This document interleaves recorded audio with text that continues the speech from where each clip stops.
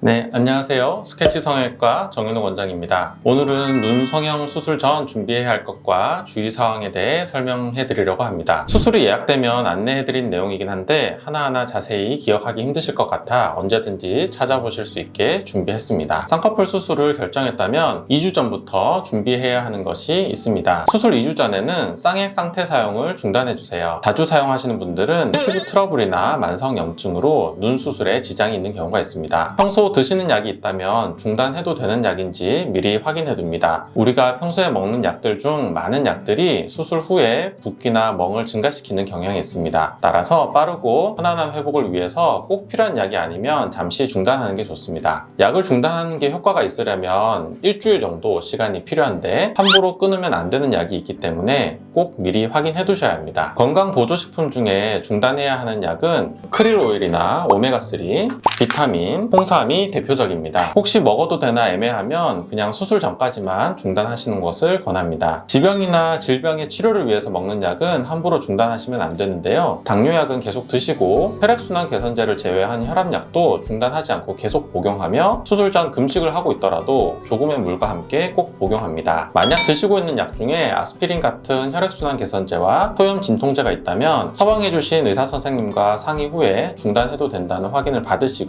중단하셔야 합니다. 수술 열흘에서 일주일 전에는 중단이 필요한 약을 중단해 주시면 됩니다. 수술 전날은 과음, 무리한 활동보다 푹 쉬고 좋은 컨디션을 만들어 주세요. 피곤한 상태로 수술을 받으시면 수술 중에도 힘들고 회복하는데도 오래 걸립니다. 네일, 속눈썹, 피어싱도 미리 제거해 주시는 게 좋습니다. 붙이는 네일 같은 경우에 수술 중 호흡을 확인하는 기계를 장착하는데 방해가 되기 때문에 손가락 2개 정도는 붙이는 네일과 매니큐어가 없는 상태로 오셔야 합니다. 속눈썹 연장을 해두신 경우에는 어차피 수술 중에 많이 떨어지게 되고 연장을 위해 사용한 풀이 염증의 원인이 되기도 하니 제거하고 오시면 좋습니다. 피어싱은 얼굴뿐만 아니라 몸에 있는 것도 모두 제거하고 오셔야 하는데요. 수술 중 지혈 등을 위해서 전기를 사용하기 때문에 금속이 몸에 있으면 피부 화상의 위험이 있습니다. 마지막으로 수술날 착용할 모자나 선글라스, 편안한 옷을 준비합니다. 수술 당일은 수술 4시간 전부터 금식을 합니다. 이때 금식은 물, 껌, 담배를 모두 포함해서 안 드시는 겁니다. 긴장을 하거나 마취약에 의해 메스꺼운 경우가 있는데 금식을 하지 않으면 토하시는 경우가 있습니다. 만약 수면 마취를 하지 않으신다면 금식이 필요하진 않지만 너무 과식을 하는 경우 가만히 누워있는데 불편하실 수 있으니 평소보다 적게 먹는 것을 추천합니다. 화장은 스킨 로션 정도의 기초 화장만 하시고 색조 화장은 하지 않는 게 좋습니다. 수술 후 운전이 어렵기 때문에 혼자 오실 경우 대중교통을 이용해주세요. 드디어 수술을 위해 병원에 오신 후 할 일입니다. 수술을 위해 여러 가지 서류 작성이나 설명을 들으시느라 정신이 없으실 텐데 중요하지만 자주 놓치는 일들이 있습니다. 수술 전 꼭 비누로 꼼꼼히 세수를 합니다. 눈 부위는 소독력이 강한 소독약을 사용할 수 없기 때문에 순한 소독액을 사용해서 피부를 소독하게 되는데 화장이나 로션이 있으면 소독이 잘 되지 않습니다. 가끔 수술 전 세안을 안내드리면 로션만 바르고 왔기 때문에 안 하겠다고 하시는 분들이 있는데 그 로션을 닦아내기 위해서 하는 세안이니 꼼꼼히 해주시는 게 좋습니다. 다음은 화장실을 미리 다녀오는 것입니다. 간단한 수술도 있지만 생각보다 수술이 길어질 수도 있고 긴장을 하게 되면 안 가고 싶던 화장실도 가고 싶어 하시는 경우가 있습니다. 수술 중 화장실을 다녀오는 것이 불가능한 건 아니지만 생각보다 많이 불편하니 미리 다녀오시는 게 좋습니다. 마지막으로 수술이 시작하기 전에 입안에 침을 삼키고 입을 마르게 해두는 것이 좋습니다. 수술 전 누워서 대기하다 보면 자기도 모르게 입안에 침이 고여 있을 수가 있게 되는데 이 상태로 수술을 진행하고 특히 수면 마취를 하게 되면 살에 들리는 경우가 있습니다. 그럼 기침이 진정될 때까지 기다리면서 애써 잠든 분을 다시 깨워야 되는 상황이 생기기도 합니다. 수술을 하다 보면 작은 노력들이 모여야 좋은 결과를 얻을 수 있는 것 같습니다. 많은 도움이 되셨기를 바라며 이제까지 스케치 성형외과 정윤호 원장이었습니다. 감사합니다.